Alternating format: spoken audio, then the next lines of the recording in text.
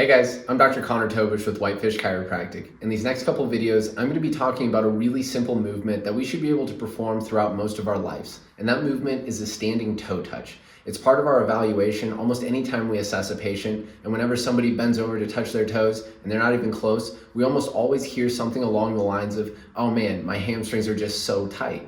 And that can be true. Sometimes people just hold a ton of excessive tension and tone in their hamstrings, and that really is what's stopping them from being able to get down to their toes.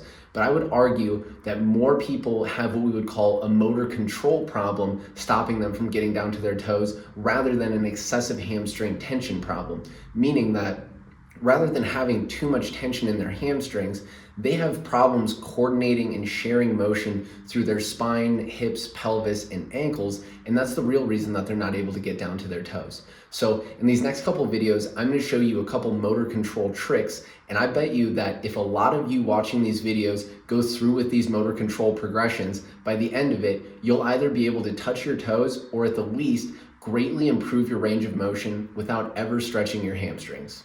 All right guys, first thing we're gonna do is just see where you're at with the standing toe touch. So I'd recommend doing this next to a mirror or having somebody record you do it so you can actually see how you move. When we go down towards the toes, a couple things that we wanna see. First, we wanna see the hips rock back past the heels. Next, we wanna see your pelvis actually rotate forward. Then we wanna see good shared motion and rounding all the way from the neck down to the low back. So it should look kind of like this. Go feet touching each other. Then we want to see the hips rock back first, pelvis rotates forward, then good rounding all the way from the spine, from neck to low back. So get an idea of where you're at, then we're going to move on to the next test.